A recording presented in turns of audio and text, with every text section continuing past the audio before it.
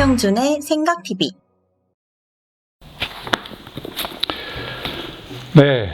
오늘은 미국이 오늘날 이렇게 세계 최대의 강국이 된 요인에 대해서 살펴보고자 합니다. 지난 시간들과 마찬가지로 미국을 오늘날 이렇게 위대한 나라로 만드는 데에는 제도의 힘과 생각의 힘, 이 두 가지가 작용했다는 것을 여러분들에게 말씀드리고자 합니다.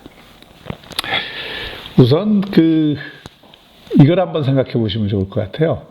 스페인이 먼저 식민지 개척을 하지 않았습니까? 근데 스페인이 개척한 남아메리카는 왜 그렇게 발전을 하지 못했을까요? 반면에 영국인들이 이 식민지로 개척한 미국은 그 남미하고는 다르게 엄청난 그 역사적 발전을 하고 세계 최강국이 될 수 있었을까요? 이 차이를 좀 보는 것이 필요할 것 같습니다. 스페인은 카톨릭 국가였습니다. 그리고 이 절대주의 체제하에서 식민지 지배를 했습니다. 그들의 유일한 목적은 식민지로부터 많은 것을 뺏어오는 것이었어요. 그리고 그 남미에는 그 당시에 나름의 아주 큰 문명이 있었고, 그들은 식민지가 되지 않기 위해서 그 저항도 했고, 또 그런 과정에서 이제 그 스페인 사람들이 들어가서 동화도 시키고 뭐 이렇게 했습니다만은 스페인으로부터 배울 것들이 그렇게 많지 않았습니다. 스페인의 그 제도 가운데, 스페인은 캐톨릭 국가였고 굉장히 교황 권력과 연계된 왕이 지배하는 나라였는데, 그 나라가 선진적인 제도를 많이 갖고 있었던 것은 아니었습니다. 그러니까 스페인이 라틴 아메리카에 캐톨릭이라고 하는 종교는 가지고 갔지만 그와 관련된 선진적인 제도를 이식하지는 못했던 겁니다. 반면에 미국에 건너간 영국인들은 영국의 제도와 문화와 사상을 가지고 갔습니다. 이게 굉장히 큰 차이인데요. 그들은 이미 영국의 시장, 영국의 의회민주주의, 그리고 이 영국의 경험주의와 과학적 사고를 몸에 익힌 사람들이 미국으로 건너간 것이죠. 무엇보다도 또 영국에서 프로테스탄티즘의 세례를 흠뻑 받은 그 청교도들이 미국으로 건너가서 미국 땅을 개척하는 중심에 섰습니다. 또 영국은 미국에 건너간 사람들이 세운 정치적인 단위들을 어느 정도 인정을 했습니다. 다시 말하면 식민지이지만 자치를 인정한 것이죠. 이거를 소위 말해서 좀 유익한 방치다, 이렇게도 얘기를 합니다. 그냥 자신들에게 손해가 안 되면 그들이 하도록 내버려둬라, 이런 거죠. 근데 우리가 이제 다른 측면에서 보면 미국은 정말 축복받은 나라죠. 원래 이 스페인이 라틴 아메리카 지배할 때는 미국이나 캐나다 이쪽은 척박한 땅인 줄만 알았고, 그건 쓸모없는 땅이라고 생각하는 분위기였습니다. 사막도 많고 뭐 북쪽에 있고 이러니까요. 근데 실제로는 그렇지 않았습니다. 동부나 중부의 많은 땅들은 대단히 비옥한 땅이고, 남부는 특히 더 그렇고요.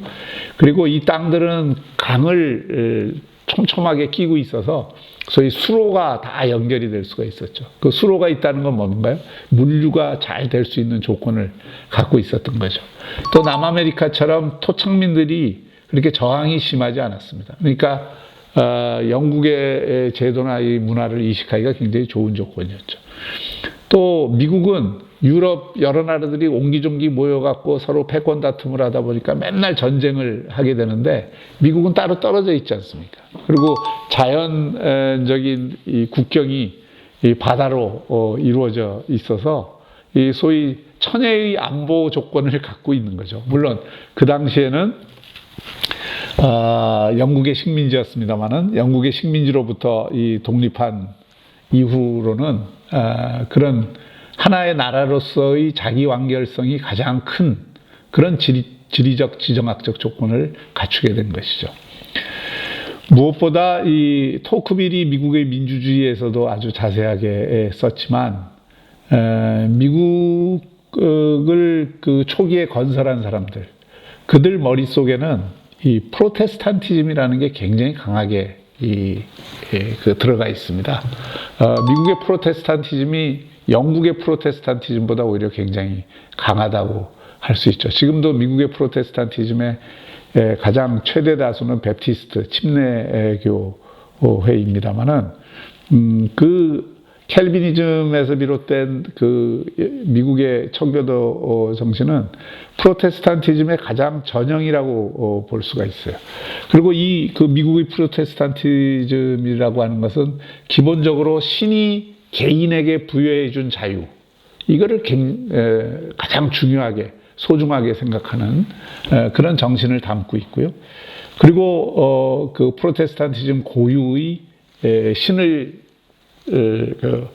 하느님과 예수님의 말씀에 따라서 살아가는 소위 복음주의적인 그런 전통이 초기부터 강하게 뿌리를 내리고 있었고, 그 덕분에 그 대단한 이 소명의식을 갖고 사는 그런 문화, 이런 게 확산이 될 수가 있었던 거죠. 그래서 이 미국의 민주주의 정신을 얘기할 때 유럽과는 달리, 유럽에서는 민주주의와 종교가 부딪히는 경우들이 굉장히 많은데, 미국에서는 이 자유주의와 민주주의 그리고 프로테스탄티즘이 굉장히 친화력이 있었다, 이런 해석이 가능한 것이죠. 그 미국은 결국 대표 없이 과세 없다라는 원칙을 가지고 미국 동부의 이 대표들이 그 저항을 하기 시작해서 영국과 이 식민지 전쟁을 거쳐서, 독립전쟁을 거쳐서 독립선언을 하고, 그 독립을 이룬 이후에 약 10여 년에 걸쳐서 헌법을 제정하는 과정을 거쳐서 1789년에 그 새로운 헌법을 가지게 되고 새로운 연방국가를 가지게 됩니다. 근데 이 과정에서 보면요, 소위 파운더들이라고 하죠. 미국의 그 파운더들.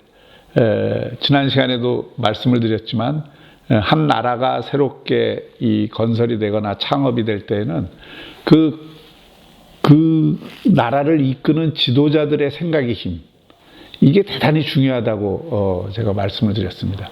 그렇습니다. 미국을 초기에 건설했던 사람들, 그걸 이끌었던 지도자들, 이걸 파운더들이라고 하는데, 이 파운더들의 생각의 힘은요, 당시 어떤 지적인 그 수준에서 볼 때 대단히 높은 수준이었다.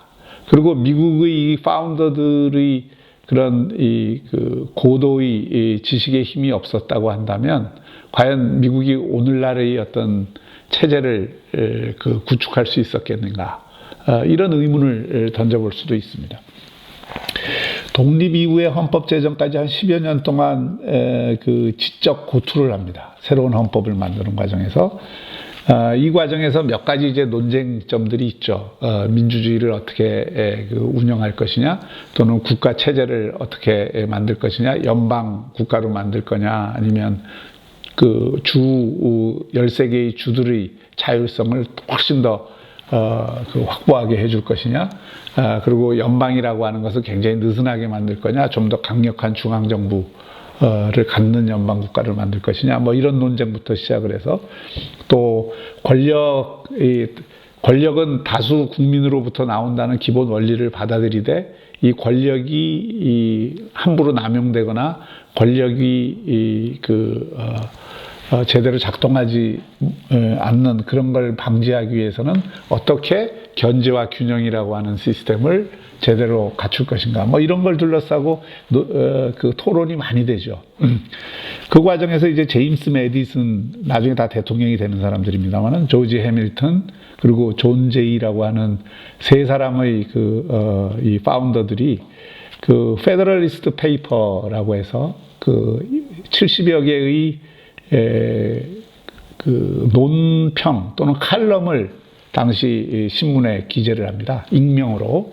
거기에 이제 이 사람들의 생각이 다 녹아 있는 거예요. 헌법을 만드는 그 기본적인 정신. 이 사람들은 다 연방주의자들입니다. 그러니까 각 주들이 자율성을 갖는다 하더라도 그 주들에게 그냥 다 그 주권을 넘겨줘서는 안 되고 연방으로서 하나의 통일된 정부를 구성을 해서 미국은 하나의 국가가 돼야 된다. 지금도 여러분들 그 유나이티드 스테이츠잖아요. 그러니까 국가들의 이 통합체입니다. 미국은 기본적으로. 그러니까 주가 지금도 굉장히 큰 힘을 갖고 있잖아요.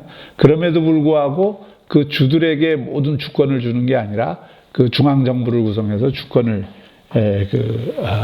만들어야 된다고 하는 그 원리를 갖고 있는 것이죠.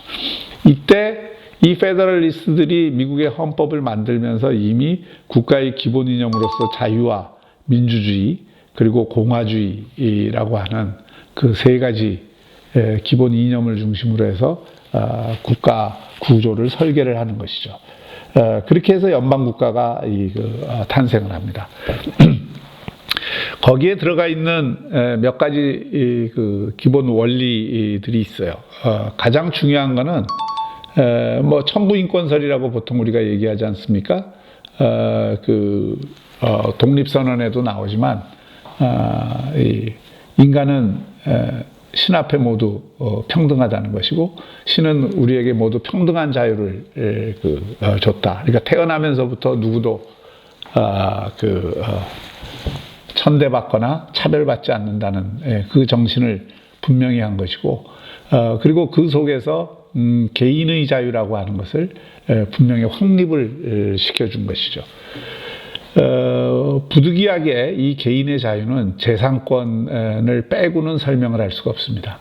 이 자유를 이야기할 때 이 재산권의 경제적 자유로서의 이 재산권의 중요성을 강화하는 논리들도 상당히 많은데 사실은 뭐 단테의 신곡에도 나오지만은 인간의 그 욕망은 대상이 있어야 되는 것이고 그 대상을 향한 욕망이 실현되는 건 결국 재산이고요. 그 재산을 늘린다는 것은 연장된 나를 확보하는 겁니다.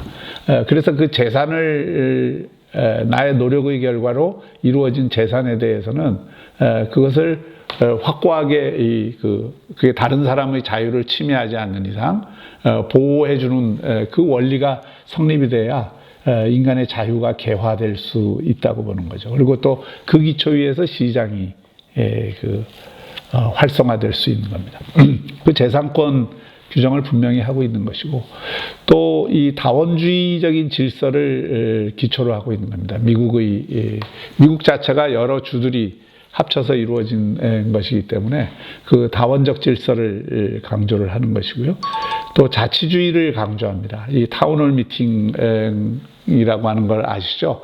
각 지역마다 토크빌이 미국을 여행하면서 제일 놀랐던 것이 이 타운홀 미팅입니다. 그러니까 시민들이 자발적으로 참여를 해서 자신들의 그 문제에 대해서 적극적으로 의견을 개진하고 거기서 이제 그 의견을 모으는 이런 어떤 타운홀 미팅이 당시 활성화되고 있었는데 이런 타운홀 미팅이야말로 민주주의와 이 민주주의적 시민이라고 하는 개념의 원천이다 이렇게 보는 것이죠. 실제로 그 공화주의의 여러 가지 원칙들이 있습니다만은 그 공화주의 그 중요한 원칙 중에 하나가 시민적 덕성이에요. 공화주의라는 것은 시민들이 적극적으로 자신의 공동선을 위해서 의무를 다하고 참여를 하고 그 속에서 자신의 어떤 의견을 개진하고 다른 사람들과 소통하고 공감하는 이런 걸 그 미덕으로 삼는데 그런 시민적 미덕을 발휘할 수 있는 자치의 정신 이런 게 이제 미국의 민주주의에 녹아 있다는 거죠. 또 그리고 미국은 이 법치주의를 굉장히 강하게 강조를 하고 있습니다. 모든 것들이 법에 의해서 규정되지 않는 이상 그것은 뭐 개인을 구속할 수도 없을 뿐 아니라 모든 행위를 규제할 수 없다라고 하는 또 법치주의라고 하는 것이 자유를 지키는 가장 중요한 보루다라고 하는 생각을 이미 확립을 해놓은 것이죠. 그리고 대의제 민주주의를 강조합니다. 미국의 대의제 민주주의를 보면 이게 상원과 하원이 있지 않습니까? 이제 그 당시에도 여러 가지 논쟁을 통해서 이게 확립이 됐는데 미국의 상원은 사실상 주를 대표하는 그 의원들로 이루어져 있습니다. 그러니까 지금도 미국은 각 주마다 2사람씩을 뽑아서 상원으로 보내잖아요. 그러니까 큰 주든 작은 주든. 그러니까 주가 크든 작든 각 주가 갖고 있는 권리는 동일하다. 이런 원칙에 의해서 그렇게 하는 것이죠.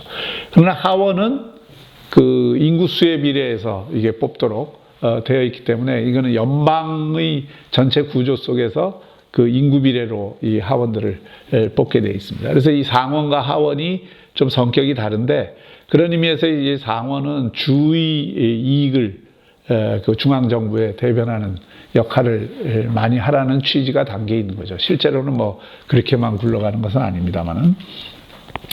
그리고 이 시장 경제를 중시하는 이런 원리를 갖고 있어요. 미국 사람들이 제일 중요하게 생각한 것 중에 하나가 개척자 정신 아닙니까?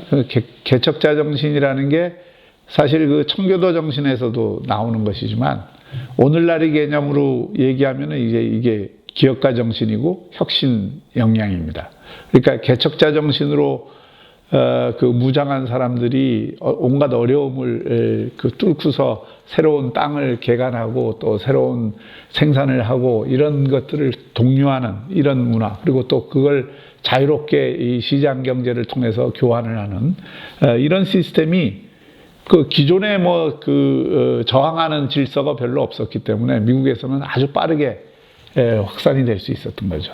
그게 면화농업부터 시작해서 이 생산이 발전합니다만은 남부에 면화농업부터 발전합니다만은 실제로는 이제 그걸 활성화시킨 거는 19세기 초에 영국의 산업혁명의 결과 가 미국에 도입이 되면서 이 운하가 발달을 하고 철도가 놓여지고 이렇게 돼요. 근데 그 가운데서 제가 강조하는 이 생각의 힘과 관련해서 중요한 제도 하나가 있습니다. 그게 1802년에 만들어진 특허제도예요. 미국에서는 1802년에 특허제도가 세계 최초로 만들어지는데 뒤에 링컨이 이런 이야기를 합니다. 특허제도라고 하는 것은 천재의 발명이 우리에게 가져다 줄 이익에 연료를 제공하는 거다. 이런 이야기를 링컨이 하죠. 그만큼 이 특허제도라고 하는 건 뭘 중시하는 겁니까? 새로운 아이디어를 중시하고 그 새로운 아이디어를 보호해주고 그리고 그 새로운 아이디어로부터 나오는 그 결과에 대해서 충분히 보상을 해줌으로써 새로운 아이디어를 너도나도 계속 개발하도록 하는 그런 촉진 요인이 되는 것이죠. 이게 바로 생각의 힘입니다. 오늘날 지업들이 다 성공하는 이유도 미국의 기업들이 특히 전 세계를 누비는 이유도 지금 세계 50대 혁신 기업 가운데 26개가 미국의 기업이지 않습니까? 이 기업들이 다 뭘로 먹고 사는 기업인가요? 아이디어로 먹고 사는 기업들입니다. 특허로 먹고 사는 기업들입니다. 그리고 그런 어떤 혁신의 역량으로 아마존도 그렇고 애플도 그렇고 마이크로소프트도 그렇고 우버도 그렇고 AMB도 그렇고 지금 페이스북, 구글 할 거 없이 이런 어떤 세계를 주도하고 있는 기업들이 가만히 생각해보면 정말 아이디어 싸움에서 이겨갖고 지금 저렇게 잘 나가고 있는 것이거든요. 그 뿌리가 어디에 있느냐? 바로 1802년 특허제도로부터 나온 겁니다. 그리고 그런 특허제도가 있었기 때문에 새로운 발명들이 미국에서 계속 일어나죠. 19세기 말에 미국은 이미 영국의 공업 생산의 2배 가까운 생산량을 보여요. 그리고 에디슨의 전기의 발명을 비롯해서 19세기 말 20세기 초의 경제혁명 또는 과학기술혁명은 거의 미국에 의해서 주도된 것이죠. 자동차, 화학공업, 소재혁명, 또 그 당시에 비행기, 전화, 전기 이런 게 다 미국으로부터 나온 것 아닙니까? 그게 다 어디에서 나온 거냐? 생각의 힘, 아이디어에서 나온 거라고 볼 수가 있습니다. 저는 그래서 이 미국이라고 하는 나라는 자유민주주의 그것도 대의제 민주주의를 기초로 하는 공화주의 이게 결합한 정치 시스템과 그리고 이 시장 경제, 그것도 시장 경제 가운데에서도 혁신 역량을 가장 중요시하는 이 혁신 성장의 모델이라고 생각을 합니다. 그게 미국을 최강국으로 만든 힘이죠. 미국은 20세기 초에 이미 영국보다 공업 생산에 있어서 2배가 넘는 공업 생산을 합니다. 그리고 모든 과학기술 부분에서 주도하는 국가가 되죠. 그리고 그 힘을 바탕으로 해서 제1차, 제2차 세계대전에 지정학적인 조건상 나라가 떨어져 있기 때문에 자신의 나라에는 별 피해를 입지 않으면서 그 제1차, 제2차 세계대전에 관여를 해서 결국은 그 제1차, 제2차 세계대전을 거치면서 오히려 더 강국이 됐습니다. 그리고 1945년 이후에 공산주의 체제에 대해서 자유진영의 그 헤게모니 국가로서 우뚝 서는데, 이때도 우리가 이제 중요하게 봐야 될 것이 미국이라는 나라가 소련하고 체제 경쟁을 하지 않았습니까?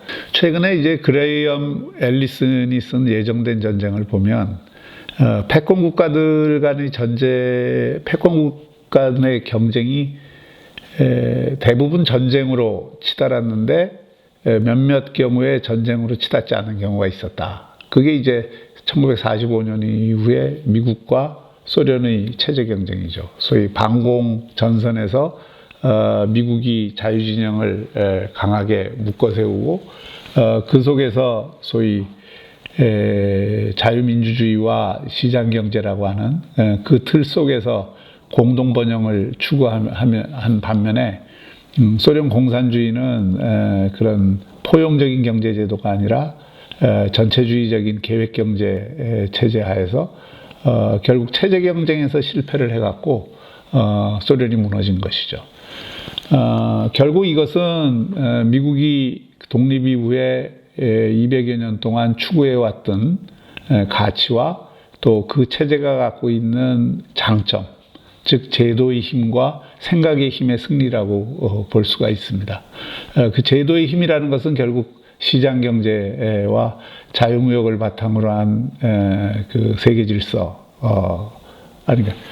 그 제도의 힘이라고 하는 것은 자유민주주의와 자유무역을 바탕으로 한 시장경제 질서를 의미하는 것이고요. 생각의 힘이라고 하는 것은 그 자유로운 그 창의적인 개인과 기업에 의한 이 혁신 역량과 이 새로운 아이디어들의 승리라고 볼 수가 있습니다. 미국은 하드 파워로 소련을 이긴 게 아니라 소프트 파워로 소련을 이겼다고 해도 과언이 아니죠. 그 소프트 파워의 핵심은 역시 생각의 힘이었습니다. 1945년 이후에 미국이 승전국이라고 해서 패전국들이나 또는 자유진영의 다른 나라들을 배제하는 전략을 썼다 그러면 미국은 굉장히 힘들었을 거예요. 근데 영리하게도 1945년 이후에 브레튼 우즈 체제를 확립을 하고 마샬 플랜을 통해서 자유진영의 많은 나라들이 경제 부흥을 할 수 있도록 도와주고 패전국들에게 배상금을 요구하지 않고 그들이 오히려 경제적인 재기를 할 수 있도록 협력하는 질서를 만들어주고, 또 그런 자유진영에 있는 많은 나라들이 번영을 공동으로 구가하는 데 필요한 안보 우산을 미국이 그 대행해 줌으로써 사실은 정원사의 조경사 역할을 했다, 뭐 이런 그 평가도 받고 있죠. 그래서 자유진영 전체의 힘이 커졌고, 그 자유진영에 사는 사람들의 삶의 질이나 그들의 어떤 그 체제에 대한 자긍심, 이런 것들이 공산주의 체제하에서 이 독재나 권위주의적인 전체주의 속에서 신음하는 그런 국민들의 고통을 그 훨씬 뛰어넘는 가치를 발휘했기 때문에 체제 경쟁에서 승리를 할 수 있었던 것이죠.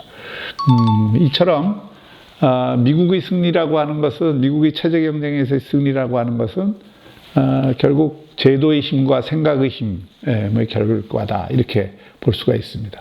지금도 마찬가지입니다. 21세기의 미국은 어떻게 될 거냐, 이런 의문들을 많은 사람들이 가지고 거기에 회의를 제기했던 사람들도 많이 있습니다. 미국은 21세기에 옛날처럼 영화를 못 누릴 거야. 또 미국은 중국에 엎어질 거야.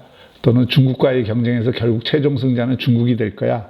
뭐 이런 그 이야기들이 21세기 초까지 많이 나왔습니다만은 요즘은 그런 얘기들이 쑥 들어가는 형국이죠.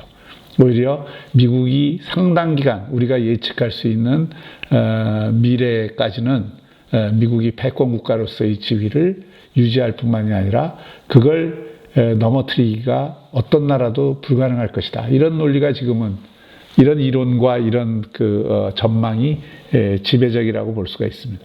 현재도 군사력도 물론 세계 2위에서 10위까지 나라들의 군사비를 다 합친 것보다도 미국의 군사비가 높을 뿐 아니라 무기나 이런 군사력 체계에 있어서 비교 우위는 미국이 아마 예측할 수 있는 그 시간까지는 누구도 넘보기 어려울 것이다. 이런 이야기들을 하고요. 더 중요한 것 중에 하나는 과거에 이제 미국이 굉장히 고전했던 게 이제 에너지 문제였는데요. 에너지를 안정적으로 확보하고 그 우방 국가들이 이 에너지 그 안보에서 위협을 받지 않도록 그 우산을 펼쳐주는 거였는데 미국 자신이 지금 그 에너지에 있어서 셰일가스 발명 이후에 약 300년간 쓸 수 있는 에너지를 확보했다는 거 아닙니까? 그러니까 이제 에너지 문제에 있어서 한숨 돌리게 됐고 또 미국이 이 지식력에 있어서 지금 그 어떤 나라도 감히 넘볼 수가 없습니다. 미국의 좀 전에 얘기했던 뭐 그 혁신 기업들 가운데 미국이 압도적인 힘을 갖는 이유는 바로 미국이 가장 큰 경쟁력을 갖고 있는 게 결국 대학의 경쟁력이고요. 미국 곳곳에 최고 우수한 대학들이 널려 있고 거기서 세계 각국으로부터 몰려드는 인재들이 계속 배출되고 있고 또 미국 대학의 강점은 대학이 그냥 별도로 공부만 하는 곳이 되어 있는 것이 아니라 아주 강한 산학 협력 체제를 통해서 기업들과 연계되어 있고 우리가 소위 말하는 실리콘밸리 모델이라는 게 그렇잖아요. 기업들의 중심에 실리콘밸리 중심에 스탠포드나 버클리 같은 아주 유수한 대학이 있어서 이들 대학들이 특허를 창출하는데 이 역할도 하고 연구개발도 같이 하고 또 기업을 인큐베이팅하는 역할도 하고 또 기업들을 새로운 시장에 내놓는 촉매제 역할도 하고 무엇보다 중요한 것은 거기서 수많은 인재들이 창의적인 인재들이 나와서 거기에서 실리콘밸리 안에서 성공과 실패를 하더라도 실패를 하더라도 두려워하지 않는 그런 어떤 재도전의 기회가 끊임없이 창출되고 지식과 정보가 서로 공유되는 이런 시스템을 만든 게 미국의 장점이죠. 이런 지식력이 있기 때문에 미국이 앞으로 당분간 특히 AI 시대와 4차 산업혁명 시대에 다른 나라들로부터 추월되지 않을 것이다. 그리고 다른 나라들이 이걸 따라가기는 너무 힘이 든다 하는 평가가 지배적인 것이죠.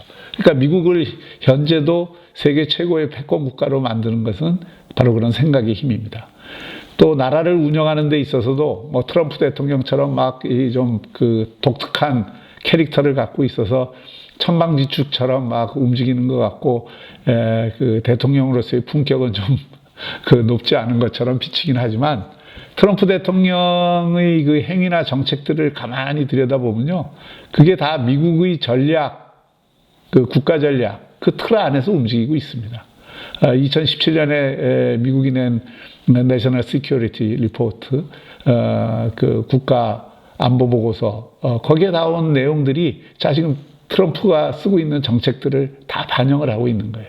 중국을 이제는 더 이상 이대로 내버려 두지 않고 지금 강하게 길들여야 될 때다라고 하는 미국 전체의 지적 합의가 있기 때문에 트럼프가 그걸 앞장서서 지금 행동으로 옮기고 있는 것일 뿐이죠. 그래서 미국은 절대 전략 없이 움직이지 않는다. 그리고 그 전략은 어떤 한 사람이 그냥 마음대로 만들어내는 것이 아니라 미국의 정부 부처의 소위 그런 전략을 만들어내는 정부와 군과 뭐 이런 데에서 아주 고도화된 지적 역량을 갖춘 기구들이 있고요. 또 그 외곽에 아주 다양한 싱크탱크들이 있어서 그 싱크탱크들로부터 많은 지혜들이 공급이 되고 있고, 그런 걸 통해서 일종의 집단지성으로 미국의 국가 전략이 만들어지기 때문에 그런 걸 우리가 간과해서는 안 됩니다. 그러니까 미국의 그 대통령이 하는 행위 자체가 저 당에 따라서 조금 약간의 뉘앙스 차이나 강조점의 차이는 있지만 큰 틀에서 보면은 미국의 국가 전략이라는 틀에서 움직이고, 그렇기 때문에 미국을 시스템으로 움직이는 나라다, 이렇게 평가를 하는 것이죠. 그 밑바탕에 있는 게 뭐냐? 그런 두터운 생각의 힘을 조직화해내는 역량입니다. 그래서 미국이 오늘날에도 패권 국가를 감히 누구도 넘보기 어렵게 만드는 요인은 역시 그 미국이라는 시스템이 갖고 있는 제도의 힘, 그리고 그걸 굴려가는 생각의 힘이다, 이런 말씀을 드리고 싶습니다. 오늘은 미국에 대해서 좀 알아봤습니다. 감사합니다. 생각의 힘을 키우다. 박형준의 생각TV.